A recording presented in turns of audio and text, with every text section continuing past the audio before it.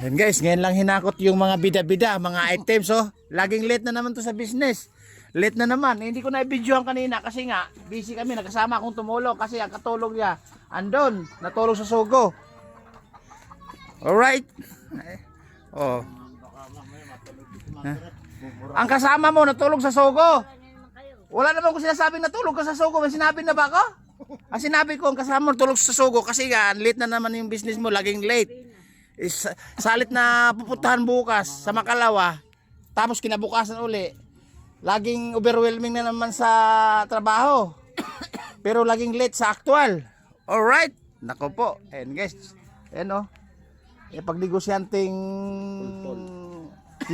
daming pera, nakatago yung mga budget eh. Oh, ayan no. Oh, dalawang red lot. Ay, hindi pwede, nakaharang to. Hindi pwede. 48. Nako, yung kutsara. O nga pala, 48. Plus mo, ayan na naman tayo. Katagal kong ipunin yung kutsara. Plus mo. Beb na nagat siya sa 48. Oh. Dagdagan mo na sa daan. Ayan o, 48. Ayun na, pag-video. Ha? Tigisan na lang kayo, wag na tama na. Oo, sige, sige. Kayo lang. Hindi, alisin muna to. Ay, akit muna natin to. Hindi na. Ay, hindi po pwede. Tigisan lang, hindi na nagtapag. Ikaw na, kasi 48 ko, ikaw na. Nako, Jess, alis na dito kasi nakaharang. Tapos iinom pa doon ng tigisang bote. Ano ba namang businessman to? Tigisa. Nakakaraan mo? Oh, basta nga, tigisa lang. Eh kasi di, pag ganyan kasi postura guys, hindi pwede magtagal kasi mabilisan lang. Ayan na naman tayo eh. Salit na okay ang business dito, magiging dagdag ayuda pa yung business natin, baka may bulungan. Alright guys, kasi nga aalis na lang nang ayaw pa ng tigisang bote. Pero bakit tigisang bote guys? Sandali lang naman yun. Okay pa sa all right naman yun. Kaya lang ito yung naalala ko, nakaharap ko sa tapat. Tapos nakakaraan naman, malay mo kung malaking sasakyan na dadaan, nakakaberya. Alright. Late na nga yung kukunin, late na nga kinuha guys yung items namin kasi nga ilang araw na, may 4 days na yata, 5 days ganun.